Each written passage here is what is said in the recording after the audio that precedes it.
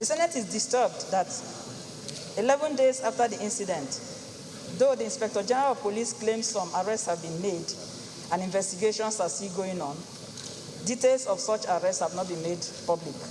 We urge the Inspector General of Police to make public the outcome of the investigations within 2 weeks. As so moved. I'm suggesting that instead of putting 2 weeks, we say thorough investigation, and then he makes it public.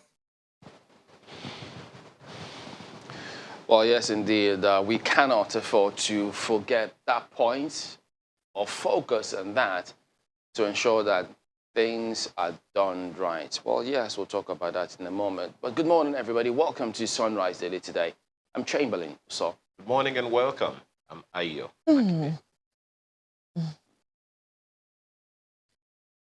From Abuja, good morning. I'm Maope Ogun Yusuf.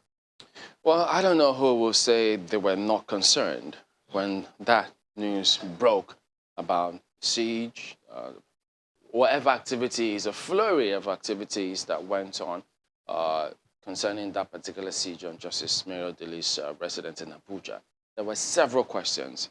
In fact, there's still more questions than answers that we do have at the moment, because right from the magistrate who approved the warrant, from who's the whistleblower, the persons that the police say they've arrested, is the whistleblower part of those? That's why many are asking, we need to know who these people are. Because if they say, considering the quarters where she was and how the search warrant was gotten, you would have thought, okay, looking through the documents, you wonder, because you're reading through trying to see what are they blowing the whistle for now, this whistleblower? What's the offense? What did they say is going on there? They just said suspected activities. There was nothing definitive. And it's kind of curious while the siege was on, and then the news eventually filtered through that the magistrate said that they were deceived into coming up with that or granting the search warrant, then they withdrew it. And many have asked, saying, look, did they sit on Saturday? How did they approve the retrieval or cancellation of the search warrants that went down? And what was even the reason why they went there? Because if they said they were going to, Imo Street, and then eventually they went to Imo Road.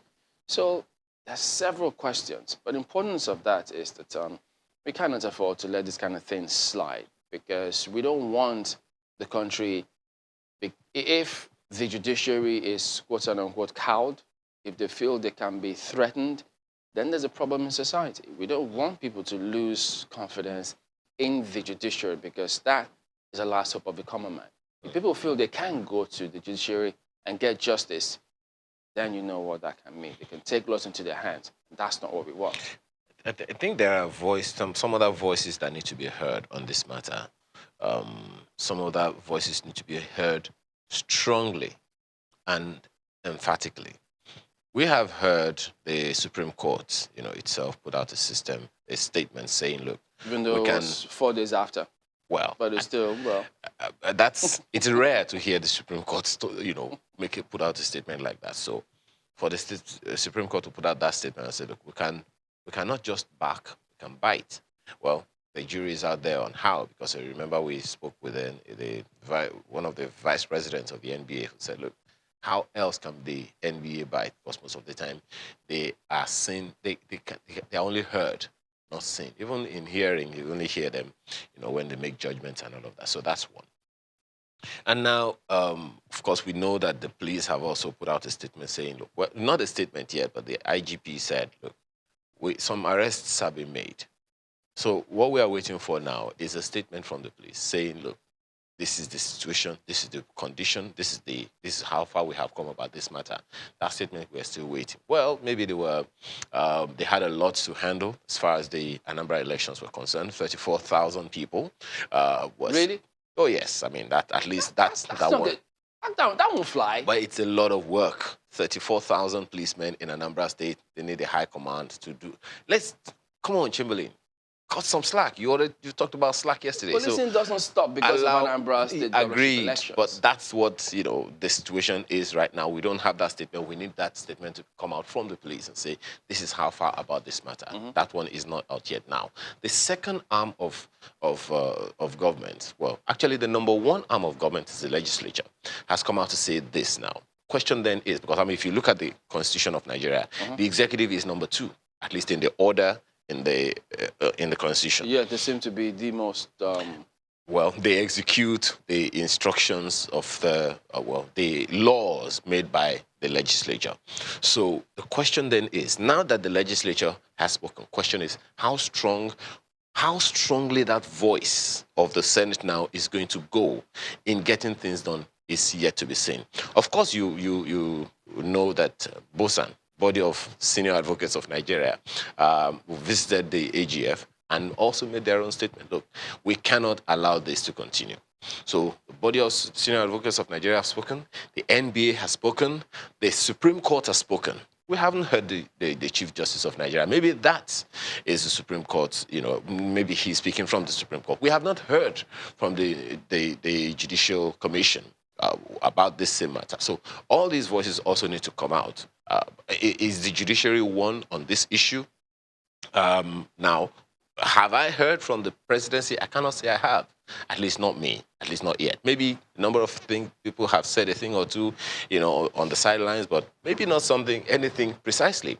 The vice president is an active member of the judiciary. So one is waiting. But it appears as if the balance of power in the 3 arms of government is lopsided. One arm appears to be stronger than the others, or appears to be wielding a lot more power or influence than some of the others. So if there's supposed to be equal arms of government, something needs to be done. Everyone we need to find a way to balance it all out. I agree with you completely. But the thing is, every one of them is dependent one on the other. Remember that time when, I don't even know what the arrangement, okay, it was a Code of Conduct Bureau that wrote to the judiciary and say, if there is a governor in Nigeria that has not declared his assets, do not swear him in. The judiciary listened. Okay, now, so that's part of, you know, how, you know, the executive and the legislature, they work together, just one of those ways. And there are several other things like that. Yeah, but above all else, yes, considering all that's been said and what's going on, the big question many are asking, look, who orchestrated this? Was it meant to embarrass her? Haven't they achieved their aim? Why are we dragging on this matter? If it was a minister or somebody in maybe high up there, would we still be dragging our foot this much? Thank you. Thank you. The judiciary is not an elective position. The legislature is. Is that why they don't have immunity? Is. So, is that why they do not have immunity? Is that why we carpet the judiciary the way we do? Those issues, this thing cannot be swept under the carpet. More importantly, don't let gender advocates come for us because she's a woman. Mark. I think that this is the key question. Who authorized the siege to Justice Mary Odili's home? Chamberlain, you said something about being high up there. I think that Justice Mary Odili's position is as high up there as they come. She is a very senior officer in the judiciary. I think in the Supreme Court of Nigeria, the Supreme Court has released a very terse statement. It rarely ever speaks on matters that are not judicial in nature. But on this matter, affecting one of its own, it has certainly spoken up. And what did it call it? It said it's impunity taken too far. I think that if we were to define ourselves as a country where not anything goes, I mean, people who care about processes, who care about order, who are particular about the law, not just in words, but also in action, I think that this matter ought to be of concern to us. If indeed a magistrate came out to say, I was misled, and we have, you know, evidence showing that some security agencies were the ones who went to go and get that search warrant, allegedly, and so far so good. The two whom we know would normally go to obtain such a warrant, the EFCC and the DSS, claim to have washed their hands off it. The question is, who? If the police claim that they have already made arrests in this matter, the question is, Who did they arrest? Did they arrest ghosts? I mean, usually the police, we know, when they usually arrest people, they do a parade. Oftentimes, you know, it's been a matter of rights and legality. People say, oh, you have condemned these people even before they've gone to a court of law. Nobody should come and tell us that that's what they're trying to do here, that they are trying to protect their identity because they have not been found guilty in a court of law. Because we know that the police, whenever it is that they arrest people who have done something that is wrong or people who have been arrested in a controversial matter, they parade them. The media now has the choice not to show their faces, but at least let these people be shown if indeed some investigation is going on into this matter. We are not a banana republic, and I think it's important to continue to state that. And we will not just keep saying it, we have to show it by action. The AGF says that, oh, he doesn't have anything to do with this, but beyond saying that he doesn't have anything to do with it, it also needs to be investigated. That's the Attorney General. But the question is, when will the investigations, the outcome of the investigations be made known?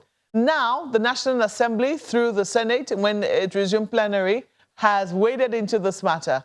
The question also is, do they just have powers to just move a motion? We know that they have the powers to investigate as well. So if they're not seeing any investigation forthcoming, any concrete investigation forthcoming from the executive arm of government, they are an arm of government and they can very well conduct their own investigation as well. So let us hope and see that the various arms of government, because this is about protecting the sanctity of the judiciary, this is about ensuring that we continue to be a country that cares about processes. We are not an anything goes country. We are not a people who say something and do another thing. These things need to be investigated, and let those who laid siege to her home be found, be asked what led to the siege on her home. Why didn't they follow due process, assuming an investigation was being carried out? That's assuming the very big ifs. If indeed this is something to intimidate her or intimidate the judiciary by extension, let us know what exactly happened. Don't we have a right to know? Don't we deserve a right to know or deserve answers in the questions that we're posing? They're not rhetorical questions. They're questions that demand answers. And Nigerians wait and ask earnestly for the answers to be delivered. Gentlemen. Well, many people haven't forgotten what happened with Chief Justice Odili. Listening to several other judges that several other. I mean, listen to Femi Falana. He chronicled a series of activities like that. Yeah. Is this just one of them that's also going to be swept under the carpet? We need to make sure it doesn't happen again. Nigerians say no. That's the thing. Yeah. So that said, we'll go ahead. It's a very important matter. So that's why. So take a look at the dailies now. The Guardian is the very first one I've got for you here today, and it's got to do with the Senate. Upon resumption, the National Assembly swung into action, approving different things. One of them, Senate okays Buhari's $16 billion, €1 billion, $125 million loan request without terms. Yes, you heard. And then the writer, World Bank report shows massive gaps in systems to track poor countries' debts. FEC okays 2011 to 2025 National Development Plan worth 348.7 trillion naira. External reserves to surpass $42 billion mid-next year, says Emefiele. So all of these things, you know, there was that plan of feed yourself. Now you've got this development plan, you've got some other packages, but that's the lead on the Guardian today. Well, more of that part will come shortly in another newspaper. Nigeria News Direct is towing the same line as the Guardian newspaper this morning. Outrage over Senate approval of Buhari's $16 billion, €1 billion loan requests. And there are responses already. Reduce cost of governance, Muda Yusuf. Nigeria needs equity, not unsustainable debts, Adi Bongo. Find all that on page 4 of the Nigerian News Direct this morning. Several others. Okay, Ikoyi collapsed building. Lagos State denies plan to demolish 2 high-rise buildings. More of that you'll find on the inside pages. Markwe. Well, let's take a look at leadership now. They have this: justice delayed, concerns over 8,000 pending appeals at the Supreme Court. Well, not to make light of it, but if there are concerns about this, it's not the time to be laying siege to the home of a Supreme Court justice. Look at this one: 2010 to 21 cases yet to get hearing dates. Fresh non-time-bound appeals to be heard in 2028. Wow. Oh, you also have this one: collapsed Ikoyi 21-story building has no insurance cover. That story is on page 7 for you. Senate demands prosecution of terrorist financiers, moves against wealthy is in quote, the parenthesis, moves against wealthy civil servants. And they have a number of other stories on the corner of leadership newspapers. TED Fund approves 6.39 billion naira for 217 research projects. So if you're interested in research, you should be looking at what TED Fund is doing. And look at this one: hunger, theft of soup rises in Enugu. Okay, if you're interested in that story, it's a page 23 read. And let's leave it there for leadership newspapers. Okay, well, I have to check that again. Soup is soup. Oh, soup? Hunger, theft of soup rises in Enugu. And I'm wondering, anyway, the story is on the inside pages. Well, guys, don't remind me of, do you remember that police report we took some years ago when the policeman said they arrested the pot of soup and they took it to their station for investigation? I know wonders happen, but we'll take a look at New Telegraph next. Alleged treason. Kano's trial. Pardon me. Alleged treason. Kano's trial stalled as lawyers stage walkout. Court adjourns to January 19th. Even though I listened to the lawyer, he said, well, we're in court. We tried to come out there and calm a lot of afraidness because they were yelling. So we tried to get back in the court. They didn't allow us. So they were saying that wasn't tantamount to a walkout. I said, where? So who knows? Interpretations might be of essence here. That's New Telegraph today. Well, another paper that will tickle your fancy this morning is the front page of the Daily Independent. Well, this may, one way or the other, be related to that soup story. Look at it. Inflation may shoot up as year winds down. Analysis. That's analysts. That's on the front. The front page continues on the inside pages. And right under the picture there, APC convention, why governors won't determine who becomes national chairman. Is this the ghost of the PDP convention? Okay, defunct ACN CPC jostled to produce party's helmsman. That story also continues on the inside pages. 2011 to 2025 National Development Plan estimated at 348.7 trillion naira underway. That's the Daily Independent this morning. Well, let's look at what Vanguard has on the front page. I'm certainly going to read Mr. and Mrs., but be patient. Debt hits 44.5 trillion naira as Buhari gets nod for $16 billion loan bid. NAS okayed $8.3 billion, 490 million euros in July. Concerns mount over rising public debt. So that story was always going to be there. It's a page 8 read. Debt hits 44.5 trillion naira as Buhari gets nod for $16 billion loan bid. You also have this very disturbing one. Bandits, herdsmen kill 22.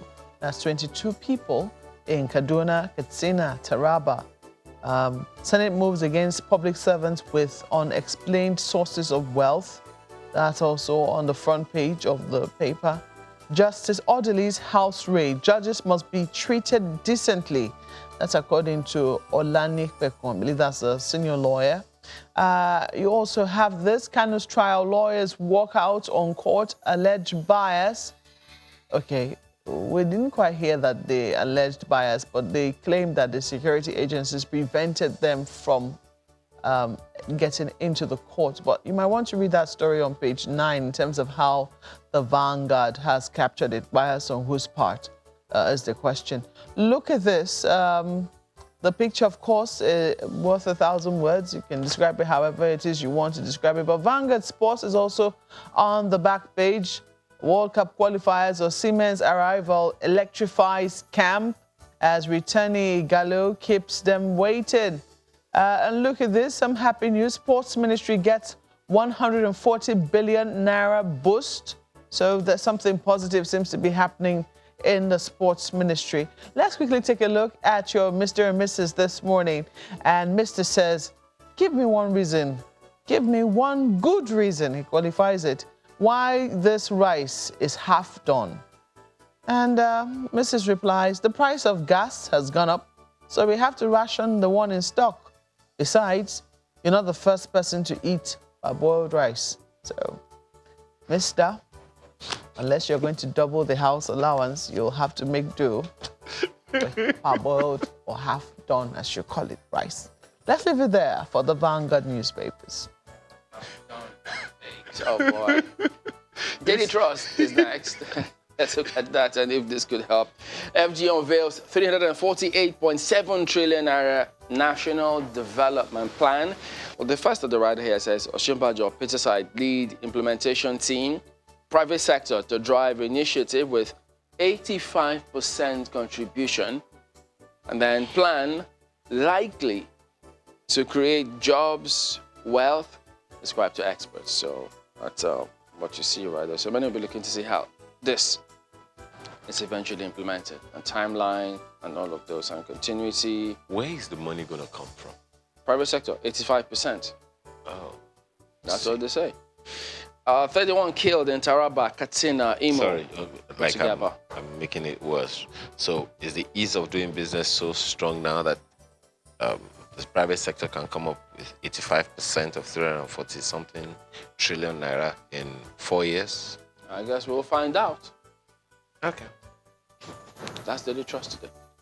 Okay, there you go. That wraps it up with a look at some of the dailies as well. We'll be back in a moment. Stay with us.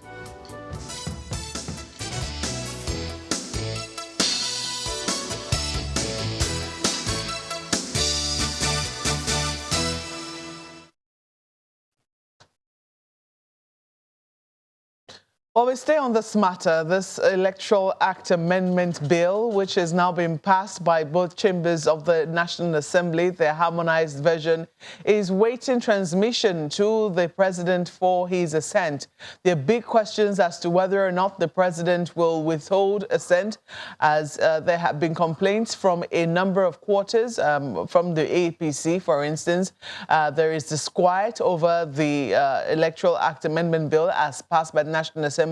And there were efforts to hold a tripartite meeting, which the president set up. This tripartite committee is supposed to meet on matters that are of concern to both the executive and the National Assembly. But just before the meeting held, the meeting to perhaps talk about the proposed amendments in the amendment was passed by the National Assembly before the lawmakers went for that meeting. There have been insinuations as to what exactly is happening there. And then there have also been complaints from the other side of the aisle. Not in the National Assembly, though. In the National Assembly, it would seem, and we will confirm that impression today, it will seem that all members of the political parties, all the political parties were on the same page when that bill was passed. But when it has come out now, it will seem that all the governors of all the political parties seem rather opposed to that singular amendment. We'll get that clarified. This morning, we have two gentlemen joining us, both of them members of the National Assembly. Honorable Justice Odili is a member of the Constitution Review Committee of the National Assembly. You're welcome to Sunrise Daily this morning. Thank you for having me. And Honorable Yunus Ahmad is a member, House Committee on Loans, Aids and Debts Management, and is also a member. Also a member of the Constitution Review Committee as well. So both of you, gentlemen, welcome to Sunrise Daily this morning. Thank you, and good morning, viewers. Well, so many things we can talk to you about. You know, just looking at the debt stock and, and the papers this morning, I actually want to say, you know what, electoral amendment will come to you. Let's quickly look at this loan matter. Yeah. But this is why you're here, the Electoral Act amendment. And a number of people think, if you ask the CSOs, for instance, they think that this is a landmark legislation which the National Assembly has been able to see sail through. When you look at the contentious issues which it has been able to resolve successfully, it would seem, by the passage, it looks like we're on the path to getting better elections and having a stronger electoral process. I don't know if your faces agree with my statement, Honorable Ogun, but what I'd like to know is how you would describe what the National Assembly has passed. The National Assembly, of course, which you're a part of. Well, I think it was a bold step to pass this, but let's put it on record that the bill, when it was worked on by INEC, the House Committee on INEC, and public hearing and all, it was for indirect, for the political parties to be allowed to choose either indirect or direct. It was on the floor on the day of consideration that the Speaker rose and moved. Don't forget that he didn't preside. It was the Deputy Speaker that presided, that moved that amendment for direct primaries. And for some of us that are in PDP, we would have opposed it. But if you remember also, it was a very rowdy house that day. And I think the Deputy Speaker made up his mind that everything himself and the APC were in support of, the gavel will go down. So they really not listening to anybody. On Thursday, they didn't have a lot of APC members on the floor. So we were having our way. So they deferred that for Friday, the next day, largely in fairness to the Speaker because of the transmission, you know, to allow INEC and NCC come in. So by that time, they mobilized all their members to come in, and it became a very rowdy session. So the gavel kept going down. Some of us were opposed to that direct. From that very day, the Speaker moved for the amendment. So I personally, I am in support, but it's not workable. We are too poor a country to embark on a journey like this. So I think when people are electing National Assembly members, you need to look at where they're coming from. People that have never managed a P&L account, a profit and loss account, you elect them to the House. Has anybody crunched these figures? Did we engage with INEC to know how much this would cost? You know? So I don't see how it's going to work. So for you, it's about the profit and loss?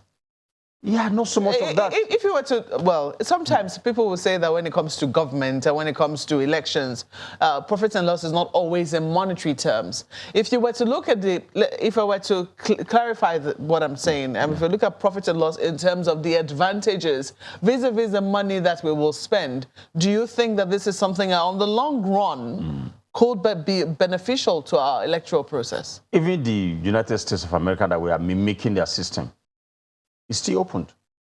You see some places, even in Democratic Party, where you talk about it's an indirect election. They say even members of Republicans that like whatever will come in. That doesn't quite answer my question. No, where I'm going to is yes. We are too poor a nation to even be thinking in this direction. Now we are talking about loans. How can we be borrowing money from China to do elections? Do you know the INEC bill for 2023 election? 100 billion. And I don't think they factored in these direct primaries. So we cannot sustain this. Look at the Enugu election. Sorry, Anambra election. Is it INEC that's going to conduct the primaries? They have sent observers. They will send observers. They will send observers. In my state, I think we have about 190-something wards. They will send observers. You know, the logistics. They engage ad hoc staff during national elections. So for you, you think that this is a good thing, but... As an individual, yes. Yes, but... Yeah, but it's not practicable. It's too expensive. We are borrowing too much money to fund elections. If we now add this to it, it's going to cripple. Look, let's But you haven't spoken about the goodness at all. The goodness is here. For me, it will help in the sense that when you are elected by the people, you should be close to the people. So if the people are allowed to choose you from the primaries, that's a good thing. So I love it for me as an individual. So imagine if I didn't have to hurry to go to anywhere for election. that I'm going to go to the wards and people know that I'm the one that's going to be elected, I would rather even sleep. I will sleep at home, knowing that they will elect me. So it takes away the fear of running around to look for who are the delegates. I can tell you for free, people are paying people right now that are likely going to be delegates in our next election, 2023. They've been on salary. Likely delegates. You sit down, you are crunching. This person is a leader, most likely will be a delegate. So they are on salary right now. That's miserable, is something that's appalling. I have never done that, you know? But again, people talk about the control of the governors. Even the direct primaries, governors will control it. They will manage the ward's executive. And from there, LGA executive. And then they will give instruction down. Watch it. If it happens, I know people will go to court, but this is where they will start from. They will tell you the primaries will be around 12 noon. Everybody should be there. And then by 9 a.m., they will conduct it and send the result. You will not do anything. That will happen initially. But I'm sure over time... So you think that people will always find ways to subvert? Oh, of course. But if they say they're trying to checkmate the governors, it will only cost the governors more money and keep them awake. But they will still circumvent anything they want to and still have their way. But like I said, as an individual, perfect. I love it. But it's not affordable. We cannot afford it as a country right now.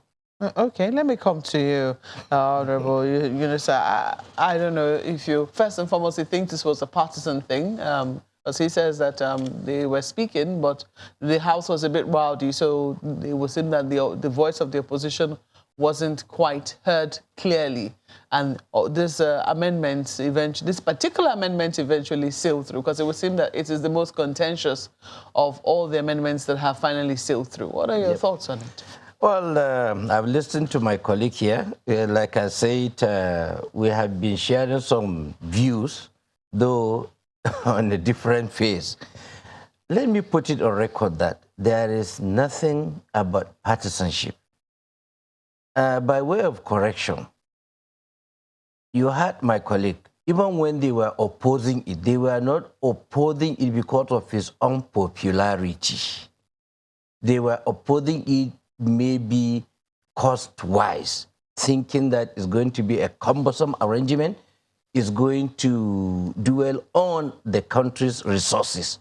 Apart from that, individually and collectively, and looking at the collectivity of the Nigeria as a nation, also putting into question the mode of elections we have been conducting in our nascent democracy, about 20-something years now, no, uninterrupted. Now you look at the misgivings. We have tried this indirect primary. In fact, in some cases, they are called selection. And we end up with all sorts of people. And we witness in the National Assembly this godfatherism kind of a politicking. I can put it on you on record, and my colleague can bear me witness. When put to witness under oath, I can mention a lot of credible members that couldn't make it back to the National Assembly due to godfatherism. A lot of people got into the National Assembly, first 1 year, second 1 year, some of them are paying debt owed indirectly, not in cash, but in kind, because some people threw their weight behind them. They have to mortgage their salaries and allowances, which to me breed corruption and put the National Assembly members on edge to really look for money here and there to pay the debt or whatever things they have wrought upon to be in the National Assembly. And we saw that a lot of other credible candidates from the ward, from the constituencies are not giving way. You hear a lot of talks. You are a good person. Why wouldn't you join politics? I don't have godfather, I don't have money. So to us, relying on Section 14 of the Constitution, subsection 1, that says, the people, you make laws for the good conduct of the Nigeria as a nation. That is our Constitution. Again, Section 24 says we should also create and ask for participatory of every citizen that is mature. from the age of 18 and above, create a kind of a direct participation in nation building. Now, for us, these direct primaries, since we have tried the indirect, we have seen its misgiving, let's give a try pursuant to this section of the Constitution. And again, you know, Section 4, the legislative, whatever in the Constitution, we now rely on our powers to say that why can't we formulate a law that at least for once the generality of the people can feel they have a fair, level playing field, playing ground. That was what gave rise to, yes, some members came, but when we educate them, we did some lobbying, we campaigned, we elucidated, I mean, we expound the merit. Yes, it is costly, but please, achieving peace, achieving stability, I don't think is any costly. If government can only achieve stability, then any other thing can follow. So to us, those people who are looking at it from its complexity, from its cost effective, besides, let me depose here. You just asked a right question to my colleague, that did INED come out wholesomely to conduct party primaries? They are just mere observers. So the cost compared to the general election that will be conducted by INEC, and then with the cost of their participation in the direct primary supervision, I think it is infinitesimally small compared to the general election. So I don't think it will add to that. Besides... So you agree that, I mean, you have talked about your members returning to the National Assembly, because some people have said that for this particular law, which is going to be passed, yes, much as you have also cited parts of the Constitution, which you say are in support of this direct primaries amendment, which you have now put in the Electoral Act, there talks to the fact that the National Assembly, it will seem, will be the National Assembly members, that is, will be the greatest beneficiaries of this particular amendment. So it's not really so much about the Nigerian people as it is for members of the National Assembly. Do you agree? Don't get me wrong, the viewers too, and don't guide them to get me wrong. The issue we are talking here is not about the National Assembly members, but credible personalities to be given fair chance to compete by the electorate. If a National Assembly, you had just my colleague here, because I mean, he was, do I say, privileged, even through the indirect primary, to have been, maybe this is his third time in the National Assembly. So he has done good. He has already earned himself, I mean, confidence of his electorate, that he can even sleep if it's a direct primary. So a lot of them, yes, but at least it will give room. There are so many. What about you? Are you on? I'm also confident. But generally, maybe if I didn't come to the National Assembly, I wouldn't have done that vis-a-vis the National Assembly. But let me tell you, personally, if you're talking about my personal, I have been conversing for this Green Chamber since 1999. But this indirect selection wouldn't have allowed me, because there was no level playing ground. Thank God, 2015, I was able to make it because, one, the use of this card reader that was temporarily experimented, and the clamorous call of change, because I have been agitating there's no year of election right from 1999 until 2015 that I did not present myself for election. But at my party level, the first, that 1999, when we came for primary, because of this indirect, all the delegates were caged. Apart from the delegate from my own ward, I did not get any. All of them, they were coerced into a room, and they were dictated by the escorts that you must do a particular candidate. And let me tell you, go to Gombe, check the history. 1999, out of the 6 House of Rep members, by then we are APP and PDP, if you remember, APP. Then for APP, all the 5 are APP from Gombe, because it is the popular. But my own, because I was denied ticket despite my popularity from by my APP, we lost that as a protest vote. A lot of my people voted PDP. So PDP was the only House of Rep member 1999 to 2003. So can you get that? So for just of my own popularity, the way I relate with the people, the way I carve a niche for myself among my people is there. But despite that effort, 2003, I attempted. 2007, I attempted. You understand? But because the level playing, in fact, 2007 election was worse. You've heard. I mean, I see, well, you have said I shouldn't misguide the people, but I'm sure the people can make up their minds what it is that you're saying. What I'd like to also point out, I mean, you said that this should see more good people coming into politics. Yes. However, Honorable Ogun is not so optimistic. He thinks that even these direct primaries can be subverted. Are there any special safeguards to subverting the direct primaries? The general election is there. For instance, let me give you APC as a party and even the governors.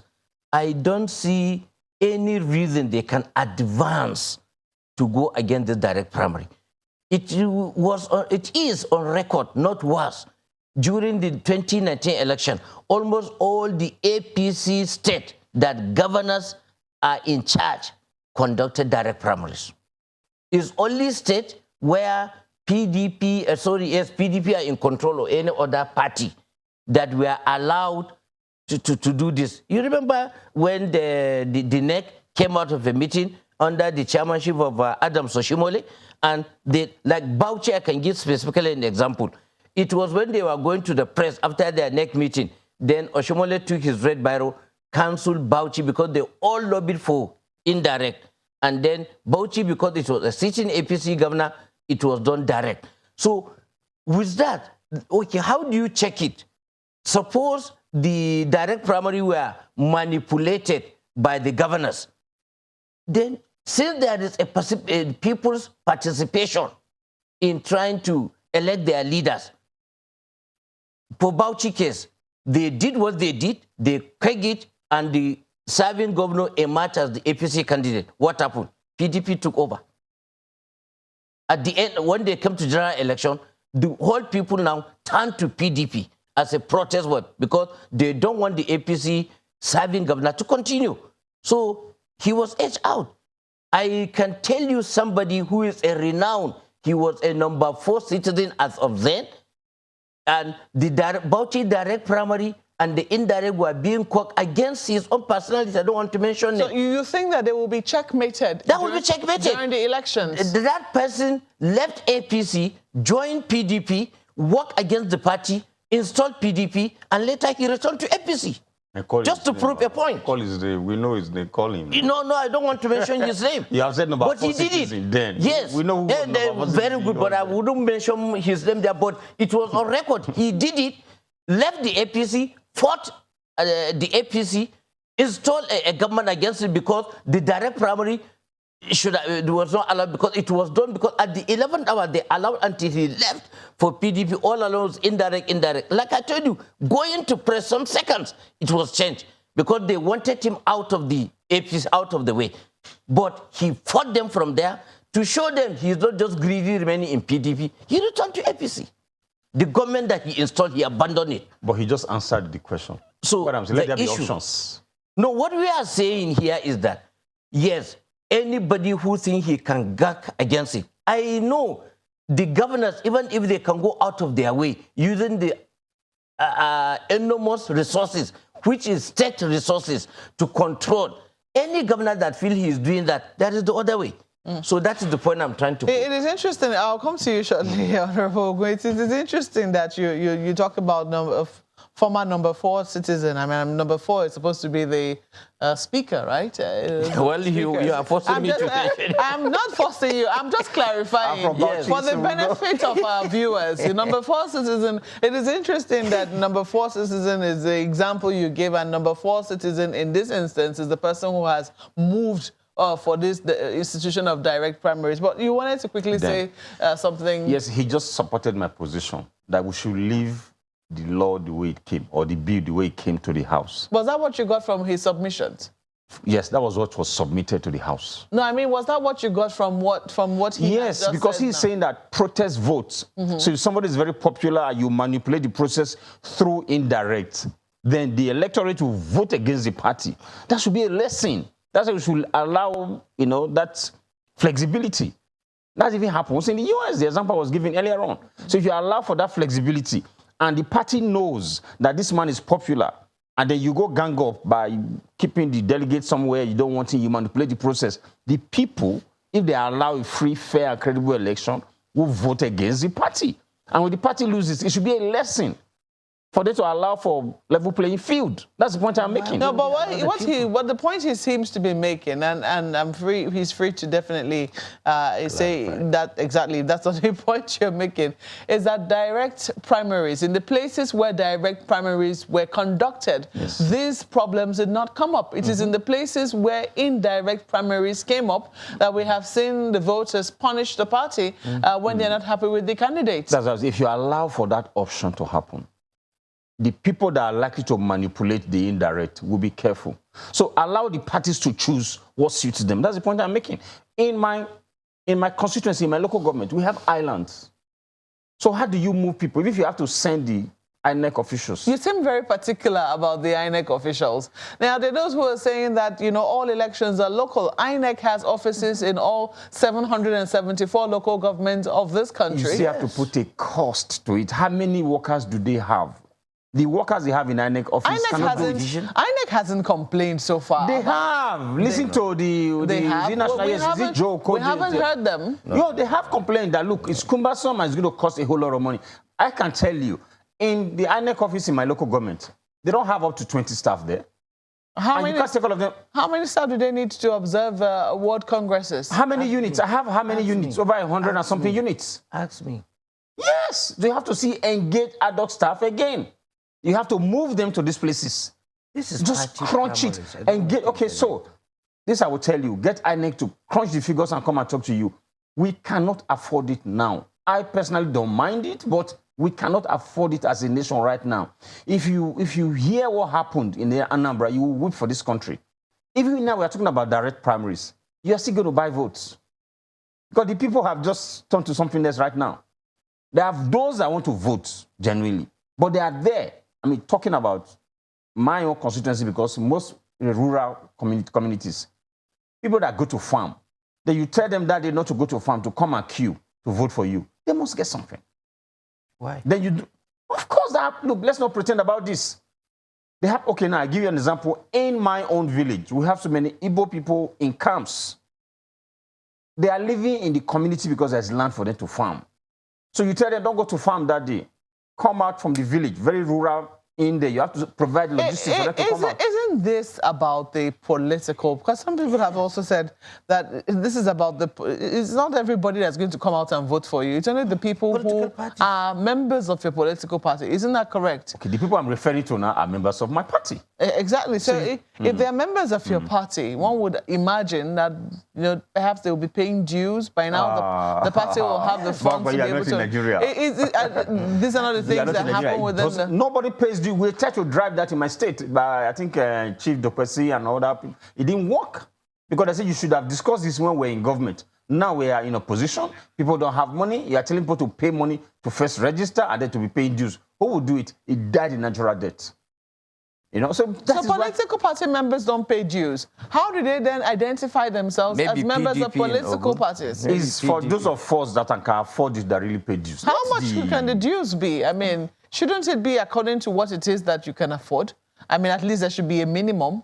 Papa, you live in Abuja. A realistic... I live in Abuja. Yeah. I also happen to belong to, you know, societies and what have you, where if you're a member, you must pay dues. That's how the organization raises funds. There are people in my village, in my constituency, that will be sick and they cannot afford to buy paracetamol, 10 naira paracetamol. I'm not exaggerating this. I was discussing this with one of my aunts one day, and she had a headache. I said, but you could have just bought paracetamol. It's 10 naira. I said, 10 naira is a lot of money.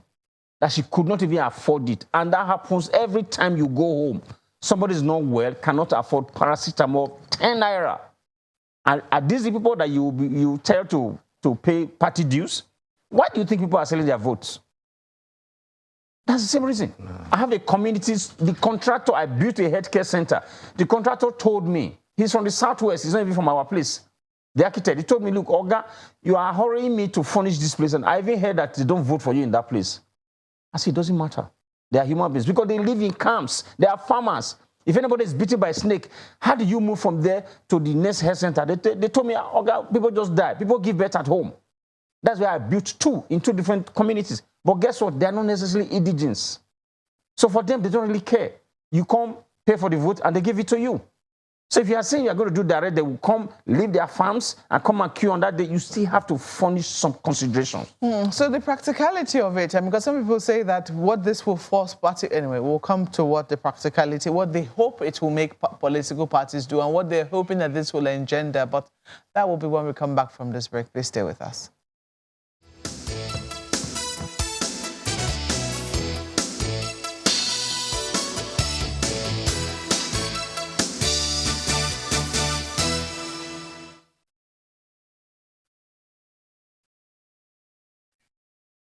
Well, big questions as to the practicability of this, and that's where Honorable Gon lays his own complaints as to how feasible this Electoral Act amendment bill as being passed by the National Assembly is going to be if it's assented to law. He believes that the process is too expensive, that's the process of direct primaries will be too expensive and too cumbersome. But his colleague, Honorable Yunusa Ahmed, feels very differently, I don't know, Honorable, can they pay dues? Because part of the issue is the political parties believe, or beg your pardon, the National Assembly believes that this will engender, participatory democracy, as you have already reeled out, and that political parties will be clearer as to those who are truly their members. They will be particular about maintaining a register and knowing those who truly really care for the party, so to speak, and, who are truly their members in name and deed, so to speak. Yeah. But I don't know, from what Honorable Ogun is saying about the prevailing poverty in the land, do you think that this would really, be the situation, or will the person with the biggest amount of money still get his way at the end of the day? Yeah, you see, in fact, the more my colleague open his mouth and speak, the more he is giving more reasons as to why this direct primary should stay. Give the people participatory role. For decades now, about 2 or so decades, you've allowed some money back, some godfathers, some well-influential people. They have been influencing the process. This issue of money does not start like that. When we started the First Republic, the Second Republic, people were contributing. Remember the Naples, the NCNC, whatever, people were contributing. So what went wrong? Because they saw that, okay, we will contribute money, build a political party, and one person will end up putting who will become House of Reps, who will become governor, who will become that.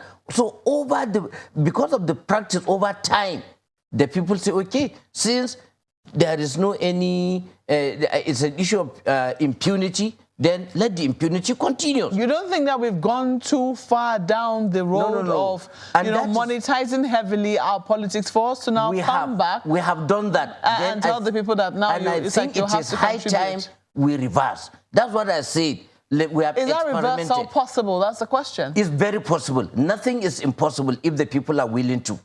Now, this issue of corruption, poverty that is dwelling the land, if we have been putting the right people in the right place, we do not allow people to buy their way into governance. When they found themselves, they try to recoup what they have spent.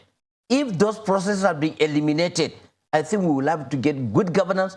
People will be accountable to the electorate. The electorate also will know who to hold responsible or accountable. I'm telling you, good governance will prevail, and all these people wouldn't have been where we are now. And it's because we don't want to continue.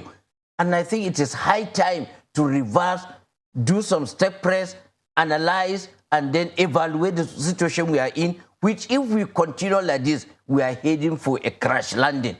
So for that, I think it is not too late at the 11th hour to reverse the trend and let us experiment this. By the time we started, if the people have confidence in the political parties, that they, the members, the element of the political party, will be allowed to participate and select Madam Ogun, because they fail, we will see some iota of good in her. They will be allowed. I'm telling you, they can willingly pay their dues. And like he said, I don't know, that is their party, PDP.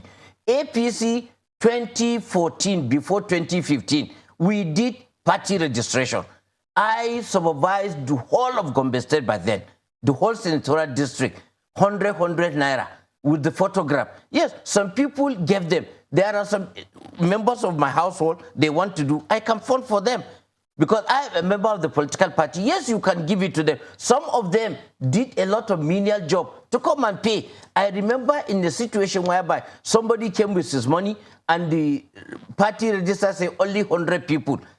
We have to, I mean, they were rioting that why can't they? They have their money and everything. So we have to say, okay, 100 is the list now that the register were provided. Then we now have to buy this big note excise book and then register anybody from that polling unit and then keep it reserved, and subsequently they're being updated. So what I'm trying to tell you that when people knows that their vote count, they will be willing. All this voter apathy that we do have is because the people have come to the realization that their vote don't count. Now, if we make the system like the direct primary, give them participatory. Okay, you talk of the delegate. Most of this delegate, if like in the House of Reps now, I'm a serving member, and being a critical stakeholder, I was given chance to bring and nominate the party escort at my ward level. I will be given some, my senator will be given some, governor will be given, state assembly serving will be given, chairman local government will be given. So at the end of the day, we brought all our proteges, people that are dying for us. So, and these are the people we now call the representative of the people that will come. Because me, I used to call them not delegate, toll gate. Then when you come to look for election, then if I pay 50, when Ogun came seeking for the same office for the same delegate, when you double it to 100,000, the people realize that during the party primaries, they put toll gate and they make money. So for us to eliminate that, because they know that it is not going to be a genuine voter counting at the end of the whole exercise. But let me tell you, if they know the system allows them to exercise their franchise, to cast their vote, and their vote will count. We want Ogun. In fact, 2015 when I came in, the people of my constituency bought for me. 2.5 million, they raised it for me. Because of the kind of philanthropic. And this will cause people that want to be a future leader to be giving back to your community from what you are earning. After all, we give tithe to church. We give zakat. So why can't you take your money, go and develop your community, make yourself popular, so that when vote come, there will be the people supporting you, contributing money. After all, our president, people who are contributing money for him. So because they perceive the president is the right person, please allow the people to exercise their franchise. Don't constrain them. When you allow them, they know that their free will prevail. I'm telling you, they can die for that. Let's flip this to Lagos now. I know my colleagues are dying to get into this conversation. Gentlemen. Well, yeah, Honorable Unisa, just trying to understand the thinking about some of these things, even though, yes, you may have spoken to some of them. But how is it that, because we've hosted, you know, gentlemen and women from both leading political parties, and they were of the opinion that it will, at the moment, that it will be difficult for any member of the party to say they have a credible party register. So what was the thinking? How does the National Assembly, having passed this, think that they can go ahead and have a credible direct primary without a credible party register? Thank you, Chamberlain. Viewers, you see, in fact, you've just reminded me or giving me additional opportunity to say, look, this is an opportunity we have to cure the ills. When this mechanism is in place, in the first place, the parties are so reluctant. They were just reluctant or even felt that there is no need to maintain a valid voter register. At the end of the day, the delegate will just pay the toll gate and will be in office. But if such scenario is now put, it will checkmate them. It will make the parties not to be on their toes to maintain a genuine voter register. So to us, it's part of curing the ill. We were sick. Now, somebody got either fractured or dislocation, and you go to the orthopedic doctor. Do you think if they didn't give you a painkiller, they wouldn't touch it and you feel the pain? Even with the painkiller, you feel the pain before you get a cure. So let's take this to be a curating stage. We were sick, we came to a doctor, and the doctor gave a prescription. We will be injected, penetrated, feel the pain a little, and then either through IV or IM, the injection goes. So there is no way you can cure something that you cannot feel the pain. Because if you allow it without curing, the pain will be too much. So I'm now talking normally in parable. To be fair is, this system will now checkmate all the political parties. Besides, somebody is talking about INEC overstretching. Are they going to be done in the same hour, in the same time and minute? All the political parties, APC, PDP, ABGA, name it. Are they going to conduct their primaries on the same day? And after all, it's a party affair. It can be staggered.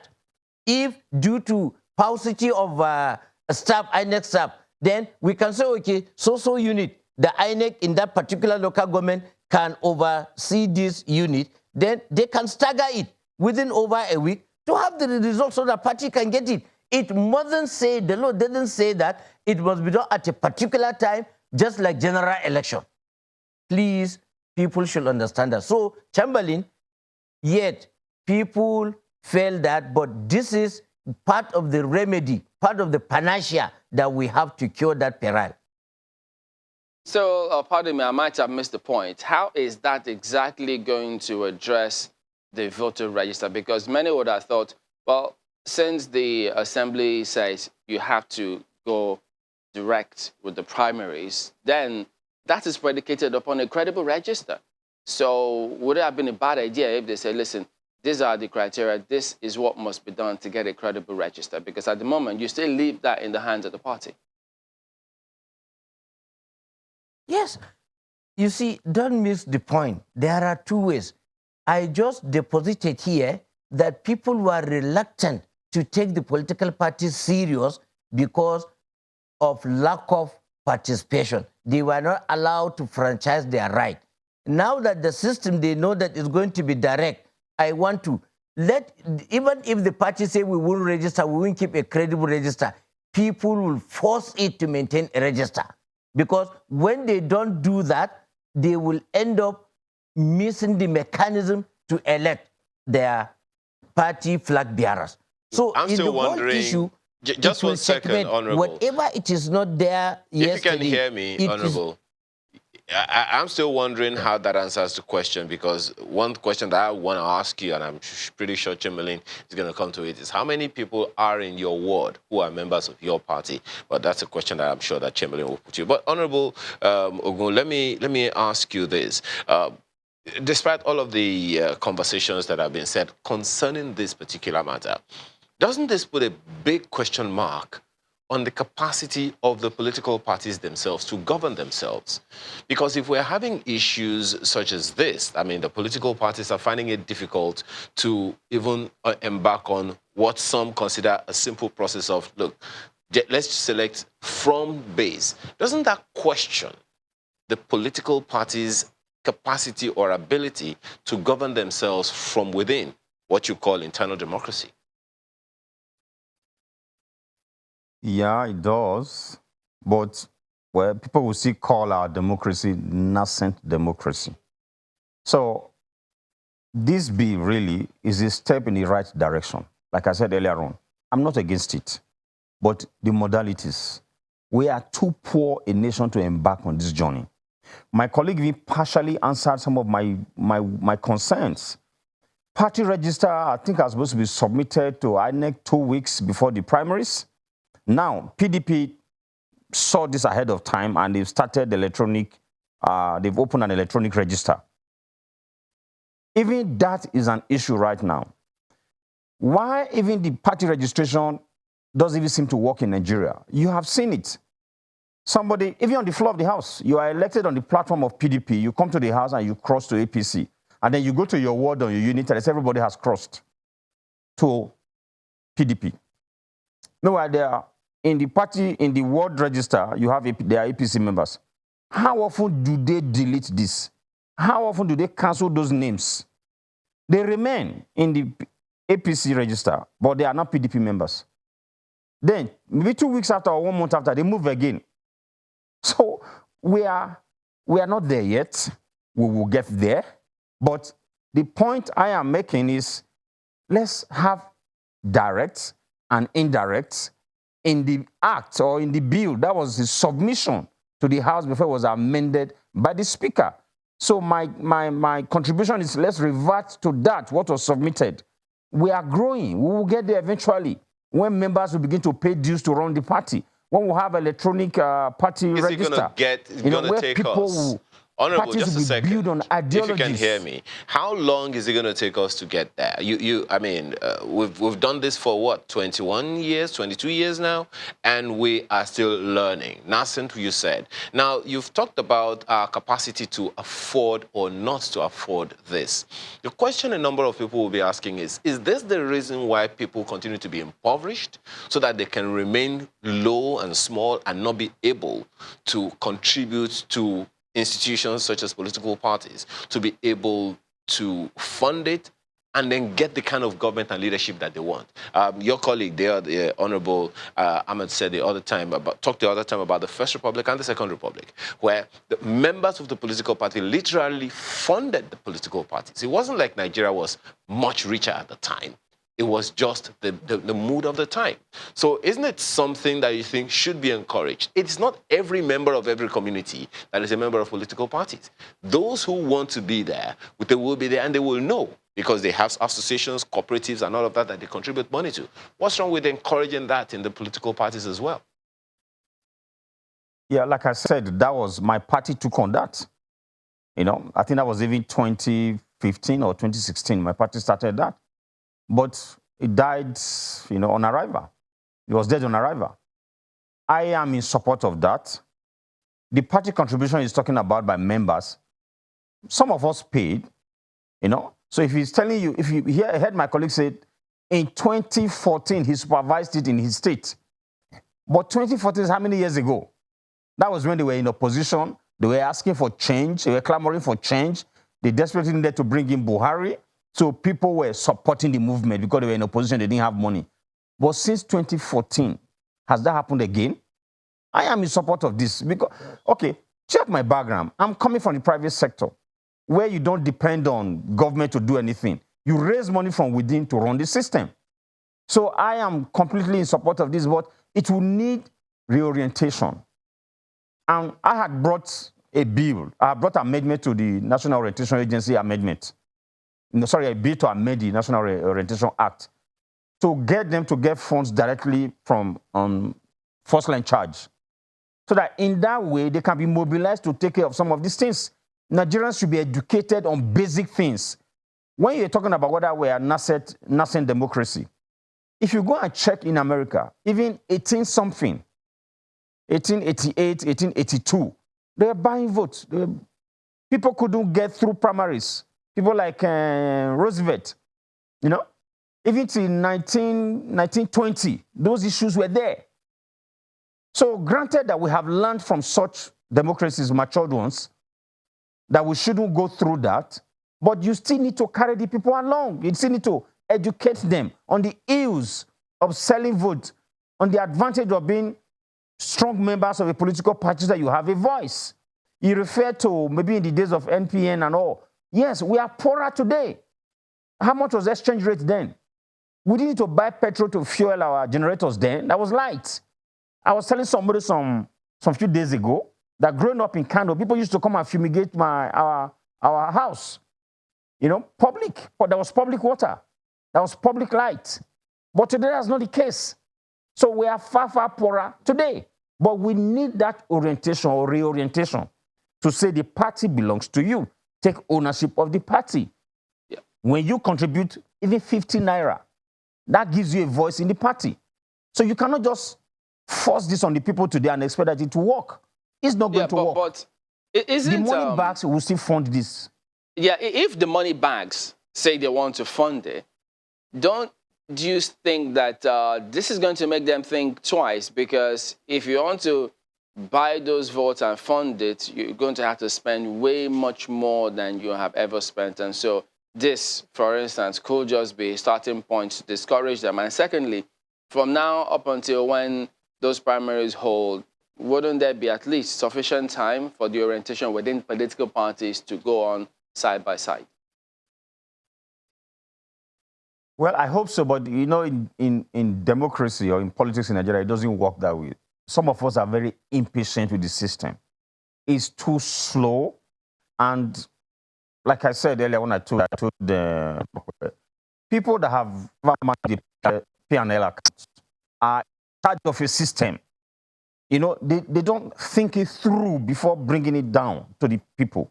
So you have to also get, you always have to get money back to take care of these things. When you talk about becoming more expensive for money backs, don't dare a Nigerian politician. When the Anambra State governor don't want to take away anything from the last election, when they won his second term, I told my colleague that ran with him, Tony Woye, that look, nothing will happen in Anambra in this second term. But now everybody's complaining about bad roads in Oka and all that. The governor made a lot of money. Today, the state is in debt. Now, we just had another election. If you heard how much was spent on votes buying, you will cry for this country. So we need to talk more and engage more, you know, before we begin to talk about things like this. Now, the direct primary is going to be option A4. Why did we not add that in the bill for the general election to be option A4? It will be cheaper, it will be more straightforward. So even that is a contradiction. So, right. well, Nigeria is a work in progress. All right, let me bring in Honorable Yunusa on this Nigeria matter. Is work in progress. Yeah, just a minute. Honorable Yunusa, perhaps in addition to whatever response you have or some of the responses, let me ask you, part of what the Assembly considered is Clause 88 of that draft bill, which increased money for presidential candidates, what they can spend on election campaigns from 5 billion to 15 billion, while that of governorship candidates was increased from 1 billion to 5 billion. Then a senatorial candidate will spend up to 1.5 billion. That was up from 100 million. While a House of Representatives candidate will spend up to 500 million, up from 70 million. So if this was really about, you know, the people contributing and ensuring things happen, this is taking them way out of the reach of, quote unquote, the people who the original direct primaries was initially targeted for.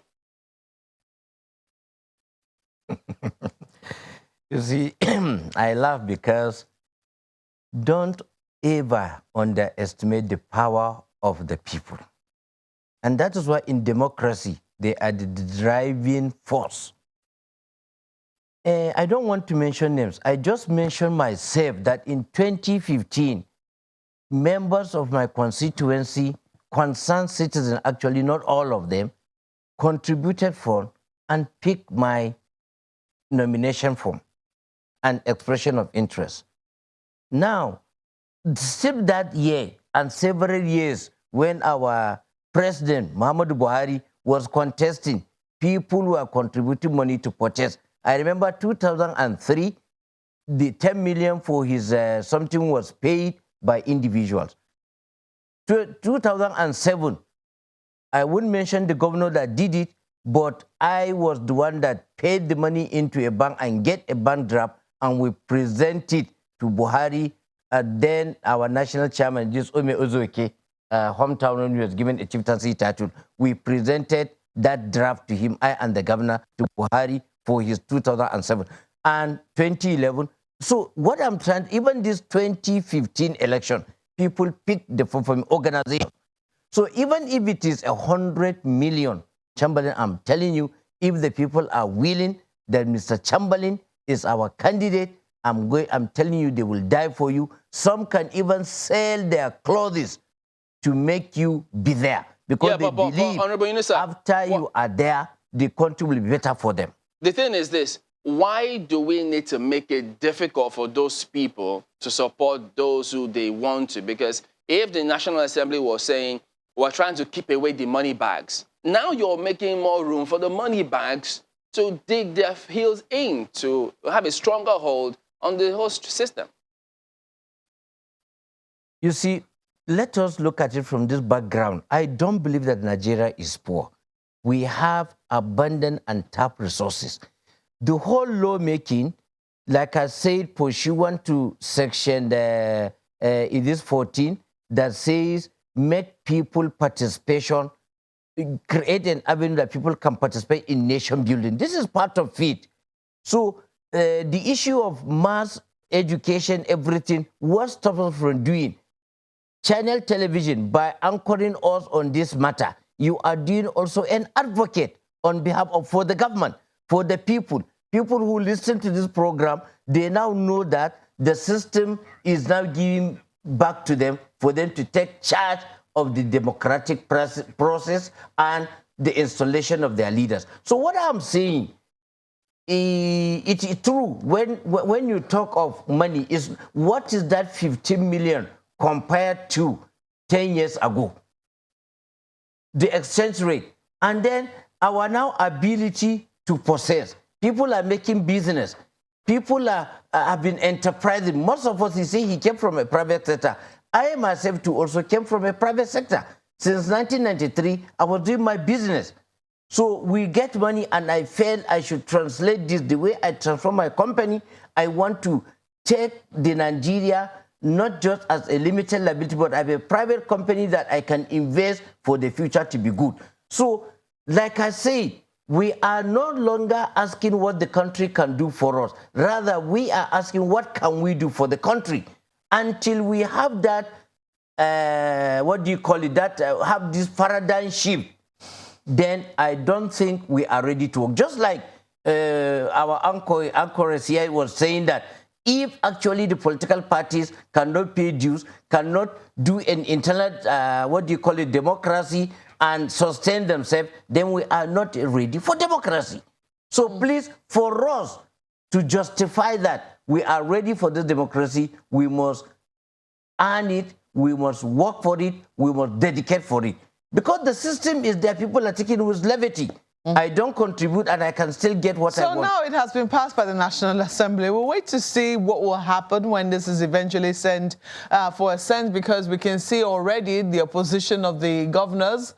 They're not hiding it at all, that they're not happy with this. Some say no, they're not afraid of direct primaries, but they think that there should be options, that there must be options within the Electoral Act. And a number of them, we understand, are already lobbying, what did the paper say? The APC governors lobby Malame to stop Buhari from signing an electoral bill. There are those who say they will lobby the president directly to stop him from signing the electoral bill. And there are those who are waiting in the wings. I think Honorable Ogun made the insinuation that if this is signed, perhaps, are you going to go to court? Yes. You're going to go to court if it is signed into law? Definitely. Section 228. What will you be challenging? Yeah, Section 228 gives power to the National Assembly to do what they have done. Yes. But some parties will go to court, CSO will go to court on the strength of the weakness in the system, on the weakness in the system, and I think even the party constitutions. The APC constitution, clearly, I don't know the session, I'm sure he will be able to quote it, and the PDP constitution allows the party to choose the mode of primaries. And INEC has always said this, the internal mechanism of the political parties, they don't get involved. So for you not to make a law choosing for the party what mode of primaries to adopt is contrary to the law that allows the parties to have their own constitution. So it will be challenged in court. Definitely. Looking at what already is awaiting this bill, if it is assented to by the president, do you think he should still go ahead and sign it? He should still go ahead and see it. Let us meet in the court. We will argue for and argue against. And then the people is there. What I'm trying to say, we cannot, because our government is not working, we now say we will toy the line of it's not working. We must make it to sit up and walk. Gentlemen, it's a fine place to live it. Thank you both for coming on Sunrise Daily this morning. Honorable Cedric Ogun is a member of the Constitution Review Committee of the National Assembly. So also is Honorable Yunus Ahmed, who is also a member, House Committee on Loans, Aid and Debt Management. And both of them members of different political parties and having divergent views on the issue at hand as well. But we have to thank you both for coming on Sunrise Daily this morning. Thank you. Thank you for having me. I'm a member of the party that's taking over in 2023. Well, let's take a break at this point. We'll be back shortly. Please stay with us.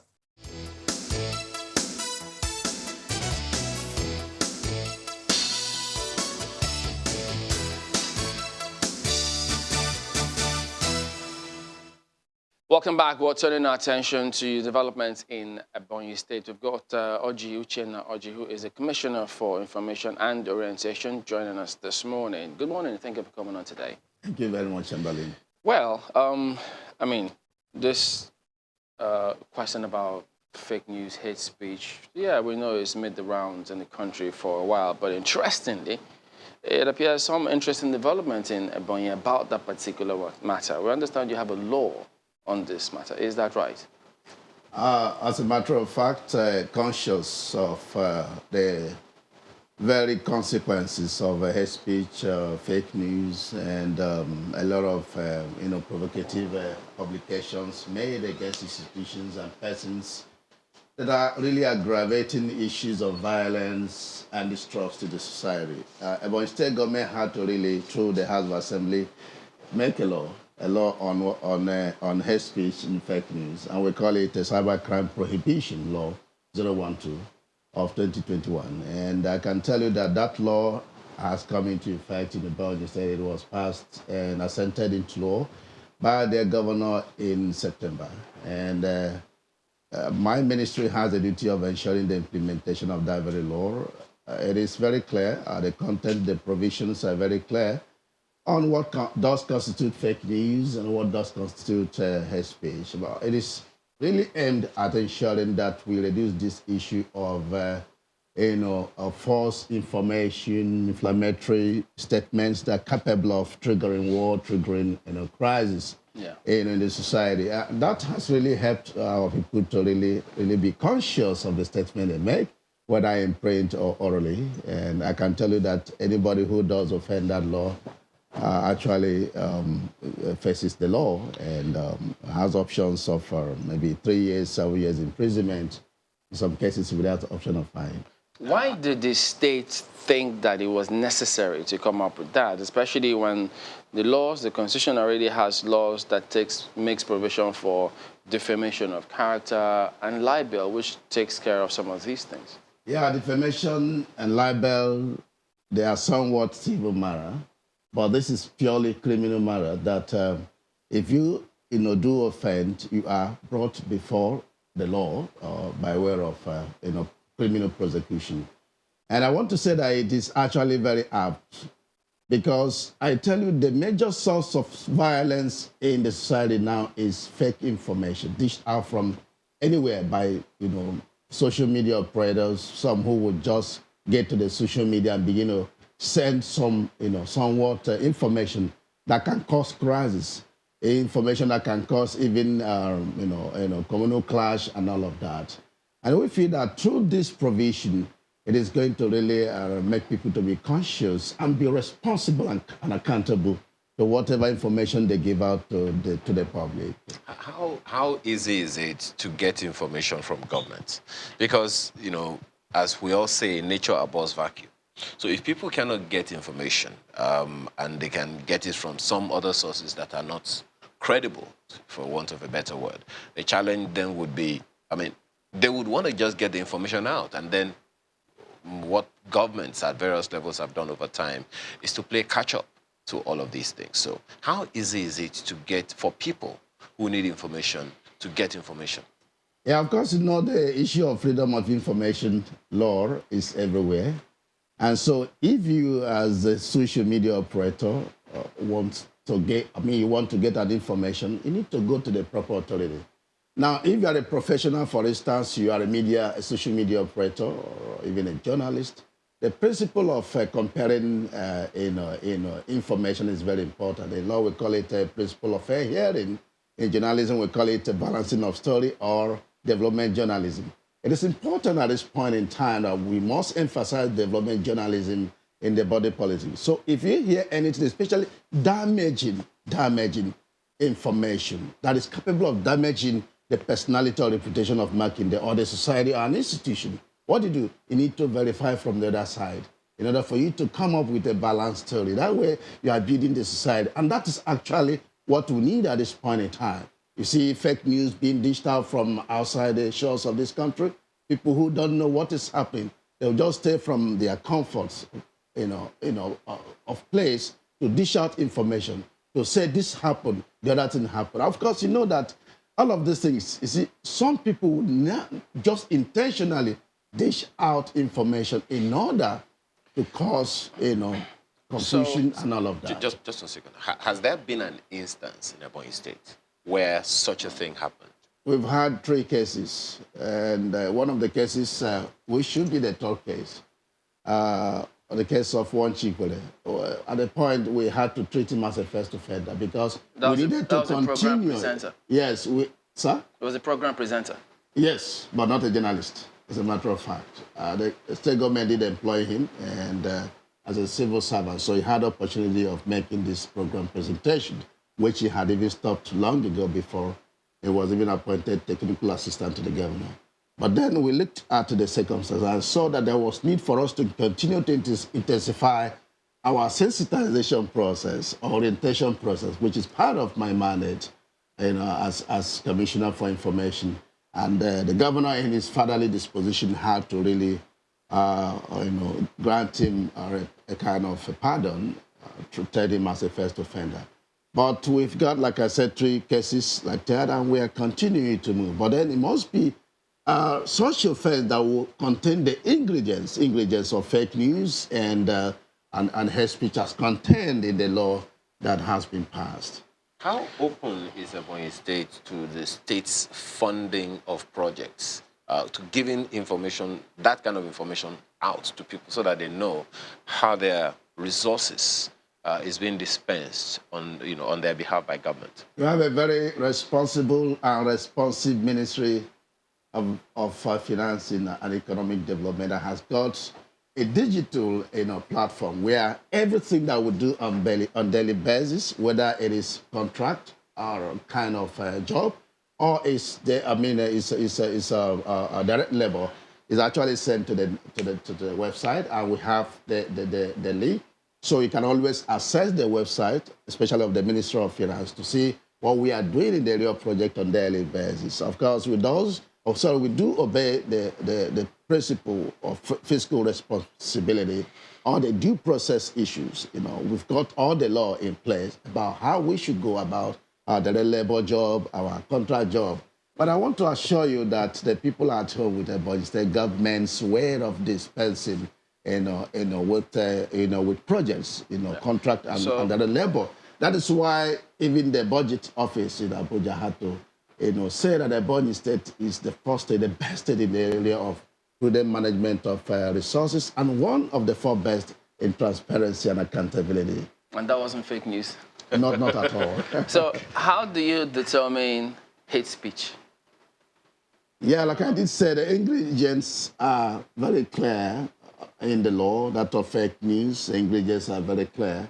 But essentially, whether fake news or hate speech, you are looking at the capacity, the propensity. Yeah, so tell us about the hate speech so that people can, Yeah, hate speech, when you dish out an information that is targeted at causing people, the public, or a group of individuals to have a level of hatred, or even our party, or even a level of, undermining, your reputation, your integrity, your credibility, it goes to the issue of hate speech. And it's not only to an individual, it's not only to government, but also to institutions within the state. And when it happens in such a way and manner that people will say, this man is nothing You know, then it goes that to the is issue of why hate speech. that's why I spoke about the law, 1999 Constitution, which talks about defamation and libel. It talks about this: if you impugn somebody's integrity or character, such that the public loses that, I mean, you're defaming in part of the people, he goes to court. The person can choose to challenge. But you say it's criminal or civil. So for the hate speech which you spoke about, isn't that a subjective matter? Yeah, it's really applied objectively, because you look at How? the ingredients. It is the court. It's for the court to decide that at that point. Yeah, but based on somebody investigations. has got to think that this is hate speech, and then he or she goes to court. Yes. So isn't that point a subjective decision? Yeah, at that point of decision by the court needs to look at the ingredients, the components or the elements that make up hate speech or fake news, and court will have to decide. That's why even at the point of trial, you still have your right. And if the court, you think, didn't apply the law rightly, you need to go on appeal. So you still have all of this leverages in the law So court. which one is fake news? How do you determine that? Yeah, fake news is fake news. A news that is fake, a piece of news that is fallacious, that is false, that is aimed at confusing the people, making them feel that black is white. It's really fake news. So if in all someone its says that, ramifications. if someone says that a certain person came into a place, and then he sat, whereas he didn't sit, he stood, would that be tantamount to fake news? No, will it be capable of sullying their reputation or causing people to feel bad about the situation or to hate somebody? It must have the complete ingredients, So that is the very, important, part of it. Being capable of causing, people to hate you. But if it's not capable, then it's not hate speech or a fake news. Why is this so important to the state government? Because, I mean, this is something that lots of people have spoken about and thought that there are development issues in the state and in the country that they should focus on. Why are they seeking to always clamp down on the people, whereas we have sufficient laws about this? I mean, we know that governors and presidents they are immune from certain prosecution, but they keep wanting to clamp down on people who, put information out there. Yeah, this is an orientation process. We need to find ways through persuasions, through advocacies, through legislations to make people to understand the need for us to be, reasonable and to be refined the way and manner with those things. It's going to augur well in the society. To say things the way the government wants to Not hear the way it. the government, the way humanity does want it. It's important. But it's the government that passed and came up with this And law. The State Assembly passed the law. The people won't bother about some of these. Yes, it's not only offense against government. It can be an offense against Mr. Chamberlain. What is important is that the society is involved. That is, if this happens, how will the society feel? Will it cause confusion? Will it cause violence? Will it cause war? Will it cause, a level of apathy? These are very important issues that we need to consider. Will it really cause a kind of attack on the integrity of your institution or your personality or that of government? So it's not only government alone. Government has a duty to protect the society, to protect the human persons within the state. And that is one of the measures. So did the states complain, or did the people complain that they were not getting protection from government about this before this law came? Of course, you know that. You know what is happening in the society. Of course, in the southeast and of course No, I mean in the state. Yes. Ebonyi state. Yes, that's what I'm saying. The people complained Of course. that they wanted this hate speech bill. Of course. Because, of course, the lawmaking processes. Of course, the conceptualization was from the executive. There was an executive bill. And, of course, the lawmaking processes. So it was executive that complained? Yes, including public. No. The executive is there to serve the society. Yeah, but and when the public, raise any issue, it's also a duty of the executive to ensure that they see how to solve such a problem. And this is one of the problems. How does this law help development in Ebonyi State? Yeah, like I did say, development journalism. And else making sure that you do all those things that will bring about peace, that will bring about security, that will bring about love and trust for one another. And if all of these virtues are not present in any society or in any state, it goes to the issue.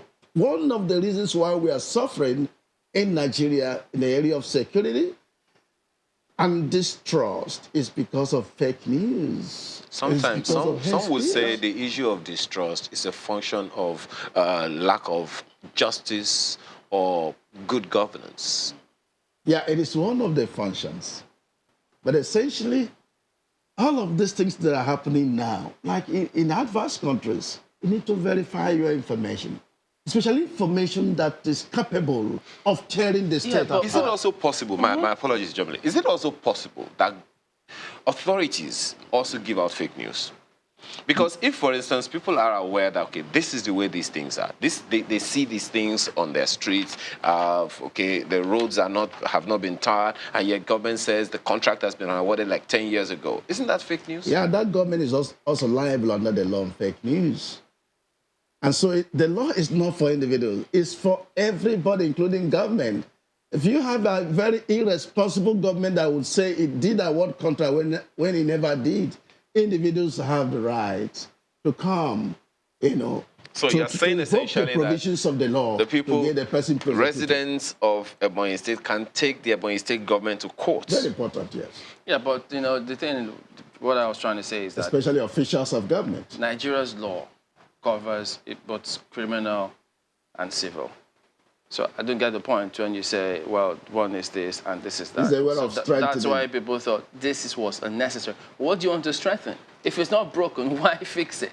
Yeah, because we are having peculiarities in all of these things. And, the world is, is getting, higher in dimensions. Is there any instance that the state had tried or found anyone who perhaps tried to impugn the integrity in the face of the people using our existing laws, and they felt it was insufficient, hence the need to come up with this new law? Yeah. Any case? Under the Constitution, we have the right as a state to make legislations that will... I get that point, but I'm asking, has there been any case wherein you tried the laws of defamation and libel and you felt it was insufficient, hence the need to come up with this law? Of course. What's example? Yeah, like the criminal law was not just made yesterday. It's been made for a very long time. And from time to time, you see some issues that wouldn't be really captured by the provisions. I mean, in the States now, any specific case, who did you take to court, and when you felt that law was not sufficient, hence Ebonyi State needed to come up with this, quote, hate speech and fake news law? Well, I don't know what you mean. It does depend on your conception and your perception about the need for the law we have made. But I think that we tried to strengthen the provisions. Yeah, I'm asking, why did you try to strengthen it? Yeah, because, normally, any law that is made over a period of time, we certainly will try to have some loopholes. Either the punishment lines are not really So what's the really loophole? strong. What's the loophole in this one, in our laws, before you came up with this one? Yeah, like I did say, we have quite a lot of peculiarities. We have a lot of new development trends in social media are so you need to really tighten up some of these legislations, and that is what we have done. The first point is that we have the powers to do that as a state. Well, that's and we have got reasons to do that. Well, you said the law is titled Cybercrime. Prohibition law. But 012. But you know that we have a cybercrime law at the federal level. Yeah, we have it. So what we did was to just domesticate it. We need to domesticate, acts of the National Assembly in order for it to effectively work in the state. And that's all about strengthening that I did say. We could decide to really invoke those acts of the National Assembly, but we need to really domesticate it, bring it down within the confines. Looking at what are the things? What are the things in this Ebonyi State domestication version that is peculiar to Ebonyi and not Oyo or Kano or Kaduna? Yeah, I don't have the law. I would have shown you, but it is actually a principle of law that any act of the National Assembly for a state to effectively assume those provisions, you need to bring it down to domesticate it. Of course, you need to also really integrate some of the peculiarities of your state. Is this domestication? Because you say you made this law. Isn't it different from domesticating it? Yeah, it's all about making law. It's a law-making process. You have to bring it down. Do the same needful. Do the same needful. Send it to the House of Assembly as an executive bill. Then the process of lawmaking, first reading, second reading, of course, third reading. Has the child and rights public hearing too. Has the Child Rights Act also been domesticated? For a long time. The wife of the governor, Her Excellency Chief Mrs. Rachel Ebonyi, is very passionate about the girl child. Of course, the women, the downtrodden. So it was one of the first laws that she caused to be passed, and we've been enjoying that. So, How does this new law that you talk about solve the unemployment problem? Yeah, unemployment is an issue that we are tackling. If you permit me, I will address all of those issues. We are looking at empowerment programs, and we're also looking at our employment programs for our youth and women. But you need to also really bring people out of certain orientations that are not good. And it's part of the empowerment processes. We have financial empowerment. We have mental empowerment training. We also have psychological and moral empowerment. And that is the orientation process. Because if you get a very bad person, you empower the person financially and mentally, then that moral aspect will be lacking. And this is part of the process that we are doing. But honestly, we have done fantastically well in the area of empowerment. About the first state that did roll out sums of money, 3 billion naira for NSAS empowerment program. We also did the empowerment program for civil servants. Do you know today we have started to shortlist youth women for employment, 5,000 number employment that will be completed between January and February next year. It's part of the employment and empowerment processes. Besides, Ebonyi State is the construction site. Anywhere you go, you see work going on. We don't have issue with expatriates getting them involved in our work. But skilled, non-skilled, and semi-skilled, we get our people to do that. That's good. Yeah. But how, there are those who will say that a good number of people in the social media space are young people. What do you say to those who say, well, this is another way of the Ebonyi State government targeting the youth? Give them something with one hand and collect it back with another. I don't know what you mean, but let me say something. Social media is both positive and negative in its operation and intention. I've seen a colleague of mine in my school that is a pastor. He's networking the entire world with social media. And I'm sure the guy is rich. So you can use social media to benefit the society and benefit yourself. But people are using social media to cause a lot of havoc, and that is what we must do everything possible to really dissuade people from doing, through legislations, through advocacies, through orientations, through empowerment programs and employment programs that we are doing. We have got quite a lot of economic facilities that we want to fix our youth and women. Today in Ebonyi State, the governor built Africa's biggest shopping mall, over 5,000 modern shops. We want to give it to our youth and women. We have advertised they should come and own shops. We've got opportunities of providing empowerment and employment for people. The creation or the establishment or the construction of an international airport. Why it is that it's going to trigger jobs and create wealth for our people. Now that we have Africa's biggest University of Medical Sciences, Africa's most beautiful, I tell you, but you need to come and see. I can't even describe it the way you will appreciate it. What are we doing? We want to give it to the private sector to drive. And we want to generate a revenue. We want to also generate jobs, not less than 10,000 jobs to be given to our youth and women. And these are among all the things that we have built to generate employment for the teeming population. Today, Ebonyi State is a transformed state. Within the shortest record of time, one man had to do that. From grace to glory. How much did the shopping mall cost? Yeah, it is paid per square meter. So it does depend on the number of square meters you want to get. But, No. I mean, to build it. Okay, I wouldn't know exactly the sum, but it's the minimum, the most minimum you can talk of. Of course, initially the governor... You don't know the sum, but you know it's the minimum. Yes, yeah. I know this because the governor had once told us, but I've forgotten the figure. And I can tell you that he wanted to involve expatriates or investors to build the shopping mall. But the price they gave was like 20 times what he used. And so the governor, known as a very prudent governor, had to really do it by himself. And I can tell you it's the most minimum. Does price. that the same law cover the, I mean, if any government official gives false information, do they face the music as well? I tell you it's true, they do. It's for everybody, for government officials. Like if they lie about the project costs or if they inflate their project, the governments can... Exactly. Individuals will just need to either raise alarm or come by way of, Even though the government has immunity. I'm not talking about the government. I said officials of government, of course, excluding the governor. The governor has immunity under the Constitution. Because it was an executive bill, you said. Yeah, executive bill, yeah. All right, Mr. Uche Oji, Commissioner for Information and Orientation, thank you for coming on today. Thank you very much, Chamberlain. All right, let's take a look at some response and messages coming through from you. The first one is talking about, well, okay, this is going to come through right now. It's interesting, you know, the conversation that we have just heard. I mean, sincerely, I really wish that we could have the voice. Yeah, some are saying states don't need to domesticate federal law. So how do you talk about domesticating?